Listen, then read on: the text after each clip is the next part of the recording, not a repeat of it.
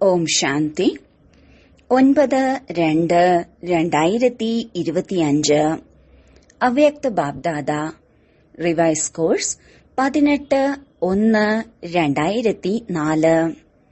മുരളിയുടെ ടൈറ്റിലാണ് വിശ്വ അധികാരിയുടെ നേരിട്ടുള്ള കുട്ടികളാണ്. ഈ സ്മൃതിയെ പ്രത്യക്ഷത്തിൽ വെച്ച് സർവശക്തികളെയും ആജ്ഞയിലൂടെ നടത്തിക്കൂ. ഇന്ന് നാനാഭാഗത്തും സ്നേഹത്തിന്റെ അലകളിൽ എല്ലാ കുട്ടികളും ലയിച്ചിരിക്കുന്നു. എല്ലാവരുടെയും ഹൃദയത്തിൽ വിശേഷിച്ച് ബ്രഹ്മബാബയുടെ സ്മൃതി പ്രത്യക്ഷമാണ്. അമൃതവേള മുതൽ സാകാര പാലനക്കാരായ രത്നങ്ങളും ഒപ്പം അലൗകിക പാലനക്കാരായ രത്നങ്ങളും ഇരു കൂട്ടരുടെയും ഹൃദയത്തിന്റെ ഓർമ്മകളുടെ മാലകൾ ബാബ്ദാദയുടെ അടുക്കൽ എത്തിച്ചേർന്നിട്ടുണ്ട്. എല്ലാവരുടെയും ഹൃദയത്തിൽ ബാബ്ദാദയുടെ സ്മൃതിയുടെ ചിത്രം കാണപ്പെടുകയാണ്. ബാബയുടെ ഹൃദയത്തിൽ സർവ കുട്ടികളുടെയും സ്നേഹം നിറഞ്ഞ ഓർമ്മ അടങ്ങിയിട്ടുണ്ട്. എല്ലാവരുടെയും ഹൃദയത്തിൽ ഒരേ സ്നേഹം നിറഞ്ഞ ഗീതം മുഴങ്ങിക്കൊണ്ടിരിക്കുന്നു. എന്റെ ബാബ. ബാബയുടെ ഹൃദയത്തിൽ നിന്ന് ഇതേ ഗീതം മുഴങ്ങുകയാണ്. എന്റെ മധുരമധുരമായ കുട്ടികളെ, ഈ സ്വതസിദ്ധമായ ഗീതം, അനഘ ഗീതം എത്ര പ്രിയങ്കരമാണ്. ബാബ്ദാദ നാനാഭാഗത്തെയും കുട്ടികൾക്ക് സ്നേഹം നിറഞ്ഞ സ്മൃതിയുടെ പകരമായി ഹൃദയത്തിന്റെ സ്നേഹം നിറഞ്ഞ ആശീർവാദങ്ങൾ കോടി മടങ്ങ് നൽകുകയാണ്.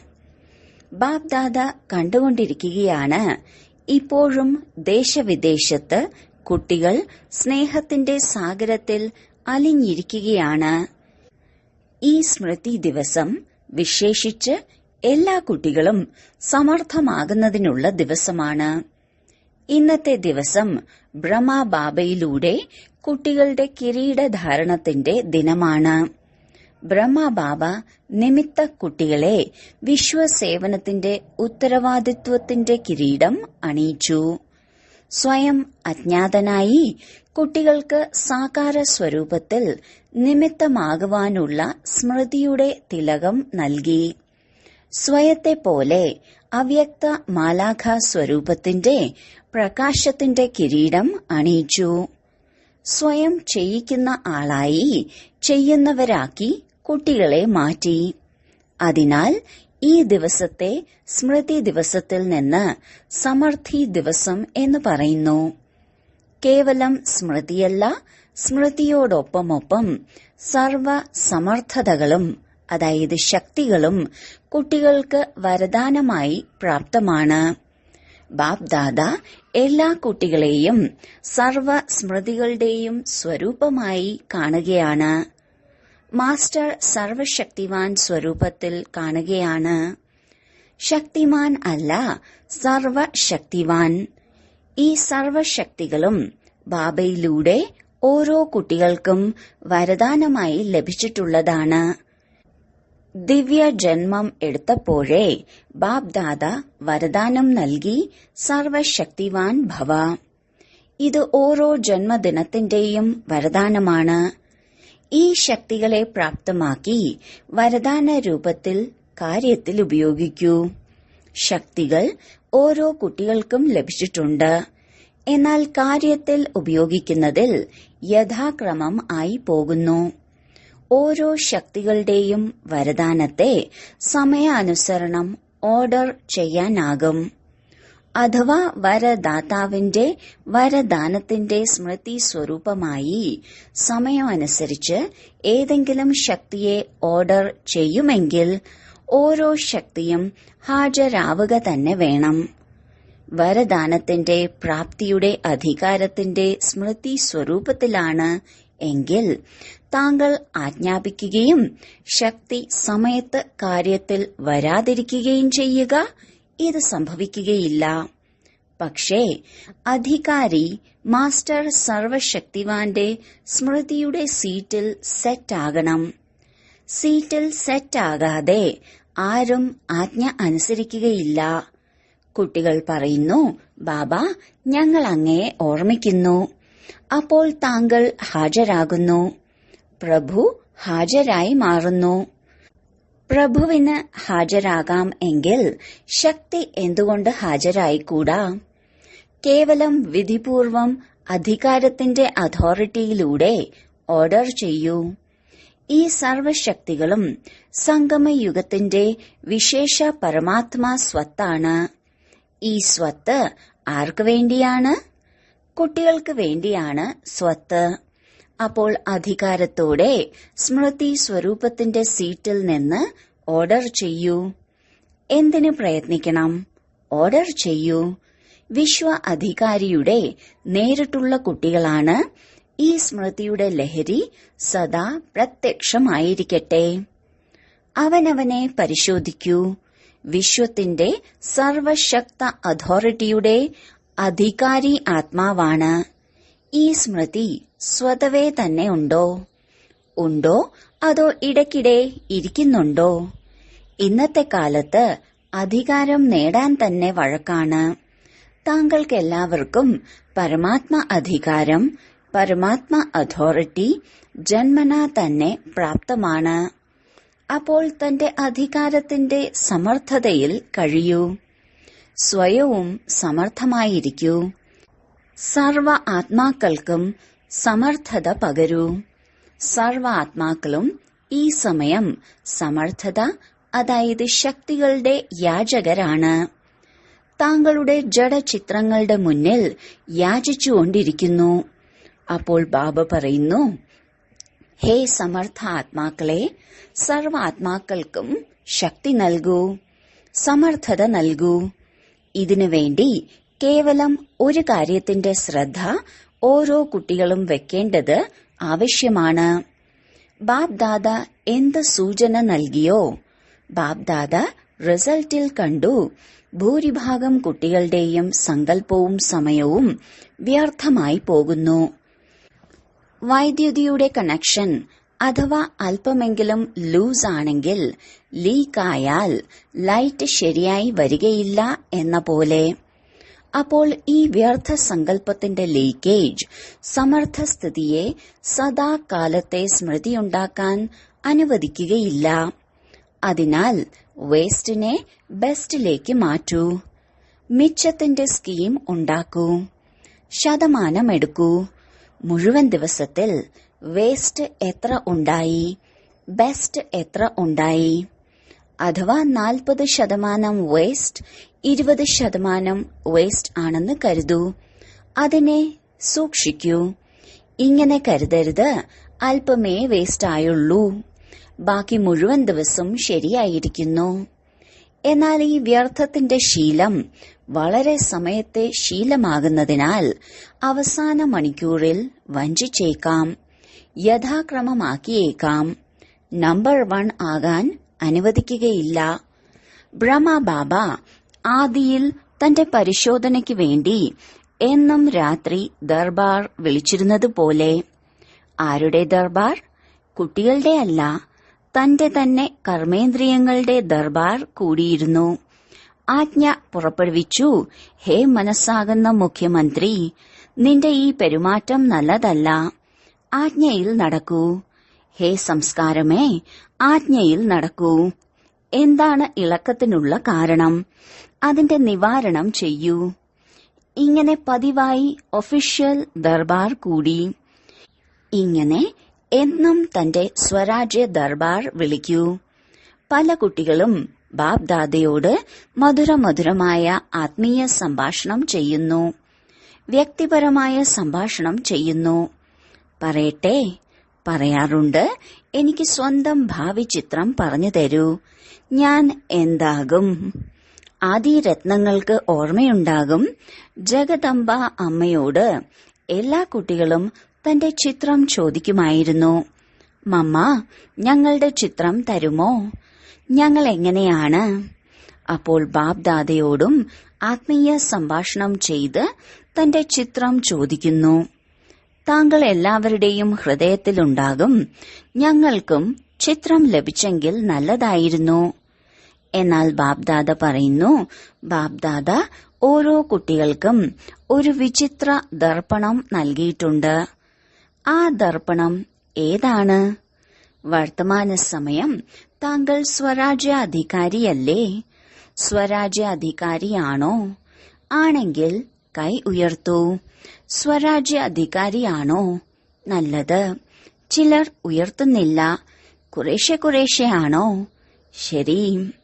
എല്ലാവരും സ്വരാജ്യാധികാരിയാണ്. ആശംസകൾ.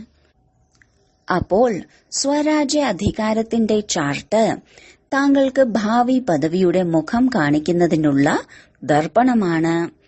ഈ ദർപ്പണം എല്ലാവർക്കും ലഭിച്ചിട്ടുണ്ടല്ലോ. വ്യക്തമല്ലേ? കറുത്ത കറയൊന്നും വീണിട്ടില്ലല്ലോ. ശരി, കറയൊന്നും ഉണ്ടാകില്ല. എന്നാൽ ഇടയ്ക്കിടെ ചൂടുവെള്ളത്തിന്റെ നീരാവി കണ്ണാടിക്ക് മേൽ പതിഞ്ഞാൽ കണ്ണാടി വ്യക്തമായി കാണുകയില്ല. കണ്ണാടിക്ക് മേൽ ഒരു പുക പോലെ ഉണ്ടാകുന്നു. കുളിക്കുന്ന സമയത്ത് എല്ലാവർക്കും അനുഭവമുണ്ടാകും.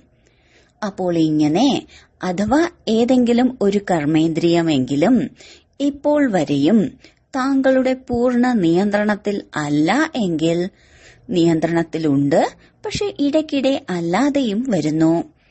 അഥവാ ഏതെങ്കിലും ഒരു കർമ്മേന്ദ്രിയം എന്ന് കരുതൂ. കണ്ണാകട്ടെ, വായാകട്ടെ, ചെവിയാകട്ടെ, പാദമാകട്ടെ. പാദവും ഇടയ്ക്കിടെ മോശം കൂട്ടുകെട്ടിന് നേരെ നടന്നു പോകുന്നു. അപ്പോൾ പാദത്തിന്റെയും നിയന്ത്രണം ഉണ്ടായില്ലല്ലോ. കൂട്ടുകെട്ടിൽ ഇരുന്നു പോകും. രാമായണത്തിന്റെയും ഭാഗവതത്തിന്റെയും തലതിരിഞ്ഞ കഥകൾ കേൾക്കും. നേരെയുള്ളതല്ല. അപ്പോൾ ഏതെങ്കിലും കർമ്മേന്ദ്രിയം സങ്കല്പം സമയം സഹിതം അഥവാ നിയന്ത്രണത്തിൽ ഇല്ല എങ്കിൽ ഇതിലൂടെ തന്നെ പരിശോധിക്കൂ. സ്വരാജ്യത്തിൽ നിയന്ത്രണ ശക്തി ഇല്ല എങ്കിൽ വിശ്വരാജ്യത്തിന്റെ നിയന്ത്രണം എന്തു ചെയ്യും? അപ്പോൾ രാജാവ് എങ്ങനെയാകും? അവിടെയെല്ലാം കൃത്യമായിട്ടുള്ളതാണ്. നിയന്ത്രണശക്തി, ഭരണശക്തി സ്വതവേ തന്നെ സംഗമയുഗത്തിന്റെ പുരുഷാർത്ഥത്തിന്റെ പ്രാലബ്ധത്തിന്റെ രൂപത്തിൽ ഉണ്ടായിരിക്കുന്നു.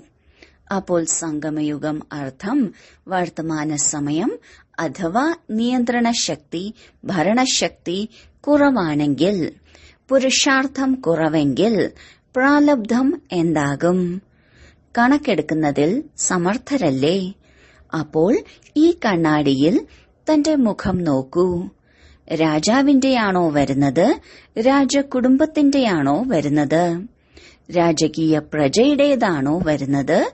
സാധാരണ പ്രജയുടെയാണോ വരുന്നത്? ഏതു മുഖമാണ് വരുന്നത്? അപ്പോൾ ചിത്രം ലഭിച്ചോ? ഈ ചിത്രത്തിലൂടെ പരിശോധിക്കുക. പതിവായി പരിശോധിക്കുക. എന്തെന്നാൽ വളരെ കാലത്തെ പുരുഷാർത്ഥത്തിലൂടെ വളരെ കാലത്തെ രാജ്യഭാഗ്യത്തിന്റെ പ്രാപ്തിയാണ്. അഥവാ താങ്കൾ ചിന്തിക്കുകയാണ് അന്തിമ സമയത്ത് പരിധിയില്ലാത്ത വൈരാഗ്യം വരിക തന്നെ ചെയ്യും. പക്ഷെ അന്തിമ സമയത്ത് വരും. അപ്പോൾ വളരെ കാലമായോ അതോ കുറച്ചു കാലമായോ?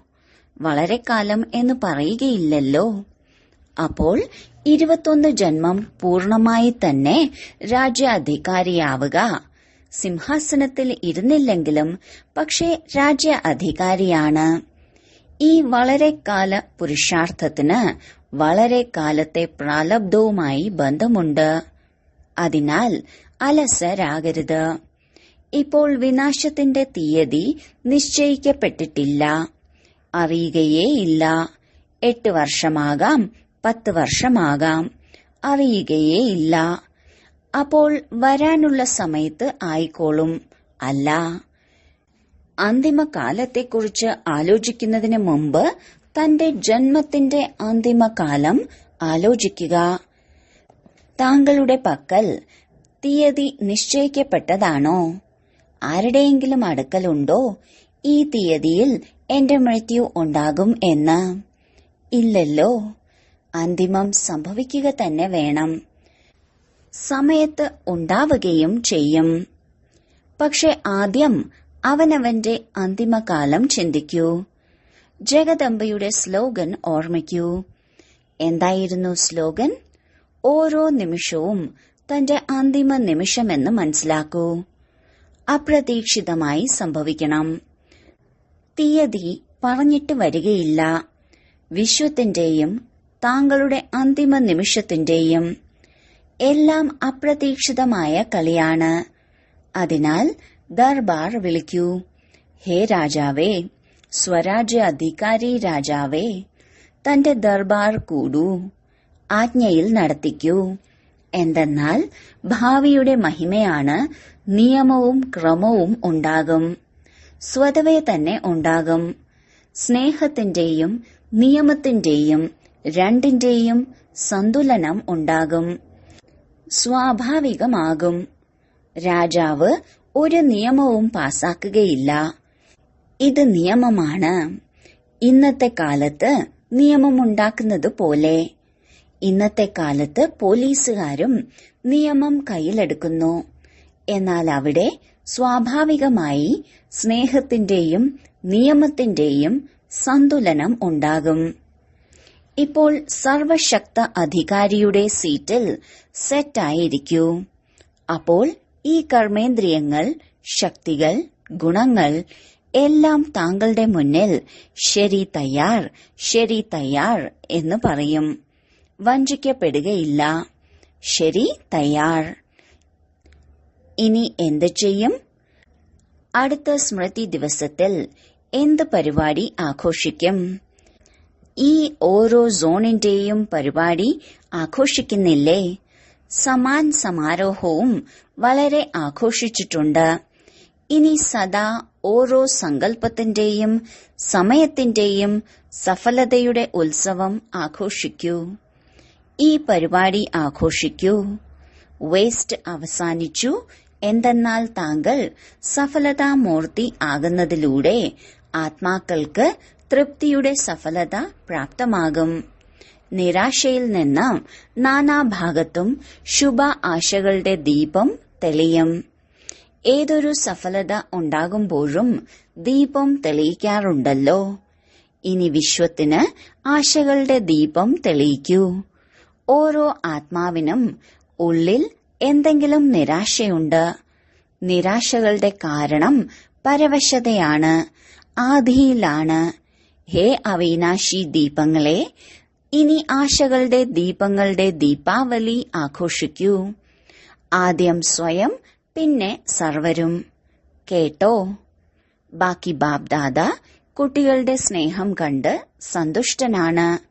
സ്നേഹത്തിന്റെ വിഷയത്തിൽ ശതമാനം നല്ലതാണ്. താങ്കൾ ഇത്രയും പരിശ്രമം ചെയ്തു ഇവിടെ എന്തുകൊണ്ട് എത്തിച്ചേർന്നു? താങ്കളെ ആര് കൊണ്ടുവന്നു? ട്രെയിൻ കൊണ്ടുവന്നതാണോ? പ്ലെയിൻ കൊണ്ടുവന്നതാണോ? അതോ സ്നേഹം കൊണ്ടുവന്നതാണോ? സ്നേഹത്തിന്റെ പ്ലെയിനിൽ എത്തിച്ചേർന്നിരിക്കുന്നു. ഇപ്പോൾ സ്നേഹത്തിൽ പാസാണ്. ഇപ്പോൾ സർവശക്ത അതോറിറ്റിയിൽ മാസ്റ്ററാണ്. ഇതിൽ പാസ്സാകുക. അപ്പോൾ ഈ പ്രകൃതി, ഈ മായ, ഈ സംസ്കാരം എല്ലാം താങ്കളുടെ ദാസിയായി മാറും. ഓരോ നിമിഷവും കാത്തിരിക്കും യജമാനൻ എന്താണ് ആജ്ഞാപിക്കുന്നത്. ബ്രഹ്മബാബയും യജമാനനായി ഉള്ളിൽ ഇങ്ങനെ സൂക്ഷ്മ പുരുഷാർത്ഥം ചെയ്തു. ബ്രഹ്മബാബ എങ്ങനെ സമ്പന്നമായി തീർന്നു എന്ന് താങ്കൾക്കറിയാമല്ലോ. കൂട് തുറന്ന് പക്ഷി പറന്നുപോയതുപോലെ സാകാര ലോകത്തിന്റെ കർമ്മക്കണക്കിന്റെ സാകാര ശരീരത്തിന്റെ കൂട് തുറന്ന് പക്ഷി പറന്നുപോയി. ഇപ്പോൾ ബ്രഹ്മബാബയും ഒരുപാട് അതീവ സ്നേഹത്തോടെ കുട്ടികളെ പെട്ടെന്ന് വരൂ, പെട്ടെന്ന് വരൂ, പെട്ടെന്ന് വരൂ, ഇപ്പോൾ വരൂ, ഇപ്പോൾ വരൂ, ഈ ആഹ്വാനം ചെയ്തുകൊണ്ടിരിക്കുകയാണ്. അപ്പോൾ ചിറക് ലഭിച്ചുവല്ലോ. ഇപ്പോൾ കേവലം ഒരു സെക്കൻഡിൽ തന്റെ ഹൃദയത്തിൽ ഈ ഡ്രിൽ ചെയ്യൂ. ഇപ്പോൾ ഇപ്പോൾ ചെയ്യൂ. എല്ലാ സങ്കല്പങ്ങളും സമാപ്തമാക്കൂ. ഈ ഡ്രിൽ ചെയ്യൂ. ഓ ബാബ, മധുരമായ ബാബ, പ്രിയപ്പെട്ട ബാബ, ഞങ്ങൾ അങ്ങേക്ക് സമാനം അവ്യക്ത രൂപധാരി ആയി കഴിഞ്ഞു. ബ്രാക്കറ്റിൽ ബാബ്ദാദ ഡ്രിൽ ചെയ്യിച്ചു. ശരി, നാനാഭാഗത്തെയും സ്നേഹിയിൽ നിന്നും സമർത്ഥരായ കുട്ടികൾക്ക്, നാലുപാടുമുള്ള സ്വരാജ്യ അധികാരിയിൽ നിന്ന് വിശ്വ അധികാരി ആയ കുട്ടികൾക്ക്, നാലുപാടും ഉള്ള മാസ്റ്റർ സർവശക്ത അധികാരിയുടെ സീറ്റിൽ സെറ്റായിരിക്കുന്ന തീവ്ര പുരുഷാർത്ഥി കുട്ടികൾക്ക്, സദാ യജമാനനായി പ്രകൃതിയെ, സംസ്കാരത്തെ, ശക്തികളെ, ഗുണങ്ങളെ ഓർഡർ ചെയ്യുന്ന വിശ്വരാജ്യ അധികാരി കുട്ടികൾക്ക്, ബാബയ്ക്ക് സമാനം സമ്പൂർണതയെയും സമ്പന്നതയെയും സമീപം കൊണ്ടുവരുന്നവരായ ദേശവിദേശത്തെ ഓരോ സ്ഥലത്തെയും കോണിലെയും കുട്ടികൾക്ക് സമർത്ഥ ദിവസത്തിന് ബാബ്ദാദയുടെ സ്നേഹസ്മരണകൾ. നമസ്തേ. ഇപ്പോഴിപ്പോൾ ബാബ്ദാദയ്ക്ക് വിശേഷിച്ച് ആരെയാണ് ഓർമ്മ വരുന്നത്? ജനക് കുട്ടി പ്രത്യേകിച്ച് സന്ദേശം നൽകിയിരുന്നു, ഞാൻ സഭയിൽ തീർച്ചയായും ഹാജരാകും. ലണ്ടനിലാകട്ടെ, അമേരിക്കയിലാകട്ടെ, ഓസ്ട്രേലിയയിലാകട്ടെ, ആഫ്രിക്കയിലാകട്ടെ, ഏഷ്യയിലാകട്ടെ, ഭാരതത്തിലെയും ഓരോ ദേശത്തെയും സർവ കുട്ടികൾക്ക് ഓരോരുത്തരുടെയും പേരിൽ വിശേഷതാസഹിതം സ്നേഹസ്മരണകൾ. താങ്കൾക്ക് സന്മുഖത്ത് സ്നേഹസ്മരണ ലഭിച്ചുകൊണ്ടിരിക്കുകയല്ലേ? ശരി. താങ്കൾ മധുബൻകാരെയും ഓർമ്മിച്ചു. ഇവിടെ മുന്നിൽ ഇരിക്കുകയല്ലേ? കൈ ഉയർത്തൂ മധുബൻകാരെ. മധുബന്റെ എല്ലാ കൈകളും. മധുബൻകാർക്ക് വിശേഷിച്ച് ത്യാഗത്തിന്റെ ഭാഗ്യം സൂക്ഷ്മത്തിൽ പ്രാപ്തമാകുന്നു. എന്തെന്നാൽ താമസിക്കുന്നത് പാണ്ഡവ ഭവനിലാണ്, മധുബനിലാണ്, ശാന്തിവനിലാണ്. പക്ഷെ കൂടിക്കാഴ്ച നടത്തുന്നവർക്ക് അവസരം ലഭിക്കുന്നു. മധുബൻ സാക്ഷിയായി കണ്ടുകൊണ്ടിരിക്കുന്നു. എന്നാൽ ഹൃദയത്തിൽ സദാ മധുബനിലുള്ളവരെ ഓർമ്മയുണ്ട്. ഇനി മധുബനിൽ നിന്ന് വ്യർത്ഥത്തിന്റെ പേരടയാളം സമാപ്തമാകട്ടെ. സേവനത്തിൽ, സ്ഥിതിയിൽ, എല്ലാത്തിലും മഹാൻ. ശരിയല്ലേ? മധുബൻ നിവാസികളെ മറക്കുന്നില്ല. എന്നാൽ മധുബന് ത്യാഗത്തിന്റെ അവസരം നൽകുകയാണ്. ശരി. വരദാനം: മസ്തകത്തിലൂടെ സന്തുഷ്ടതയുടെ തിളക്കത്തിന്റെ പ്രകാശം കാണിക്കുന്ന സാക്ഷാത്കാര മൂർത്തിയായി ഭവിക്കട്ടെ. ആരാണോ സദാ സന്തുഷ്ടമായി ഇരിക്കുന്നത്, അവരുടെ മസ്തകത്തിലൂടെ സന്തുഷ്ടതയുടെ തിളക്കം സദാ മിന്നിക്കൊണ്ടിരിക്കുന്നു. അവരെ ഏതെങ്കിലും ഉദാസീന ആത്മാവ് അഥവാ കാണുകയാണെങ്കിൽ അവരും സന്തോഷിച്ചു പോകുന്നു. അവരുടെ ഉദാസീനത അകന്നു പോകുന്നു. ആരുടെ അടുക്കൽ സന്തുഷ്ടതയുടെ ആനന്ദത്തിന്റെ ഖജനാവുണ്ടോ അവരുടെ പിറകെ സ്വതവേ തന്നെ എല്ലാവരും ആകർഷിക്കപ്പെടുന്നു. അവരുടെ സന്തോഷത്തിന്റെ മുഖം ചൈതന്യ ബോർഡായി മാറുന്നു. അത് അനേക ആത്മാക്കൾക്ക് സൃഷ്ടാവിന്റെ പരിചയം നൽകുന്നു. അപ്പോൾ ഇങ്ങനെ സന്തുഷ്ടമായിരിക്കുകയും സർവരെയും സന്തുഷ്ടമാക്കുകയും ചെയ്യുന്ന സന്തുഷ്ടമണികൾ ആകൂ. അതിലൂടെ അനേകർക്ക് സാക്ഷാത്കാരം ഉണ്ടാകട്ടെ. സ്ലോഗൻ: മുറിവേൽപ്പിക്കുന്നവരുടെ ജോലിയാണ് മുറിവേൽപ്പിക്കുക, താങ്കളുടെ ജോലിയാണ് അവനവനെ രക്ഷപ്പെടുത്തുക. അവ്യക്ത സൂചന: ഏകാന്തപ്രിയരാകൂ. ഏകതയും ഏകാഗ്രതയും സ്വന്തമാക്കൂ. നാളികേരം പൊട്ടിച്ച് ഉദ്ഘാടനം നിർവഹിക്കുന്നതുപോലെ, റിബൺ മുറിച്ച് ഉദ്ഘാടനം ചെയ്യുന്നതുപോലെ, ഏകമതം, ഏകബലം, ഏകവിശ്വാസം, ഏകതയുടെ റിബൺ മുറിക്കൂ. പിന്നീട് സർവരുടെയും സന്തുഷ്ടത, പ്രസന്നതയുടെ നാളികേരം ഉടയ്ക്കൂ. ഈ വെള്ളം ഭൂമിയിൽ ഒഴുക്കൂ. പിന്നെ നോക്കൂ സഫലത എത്രത്തോളം ഉണ്ടാകുന്നു എന്ന്. ഓം ശാന്തി.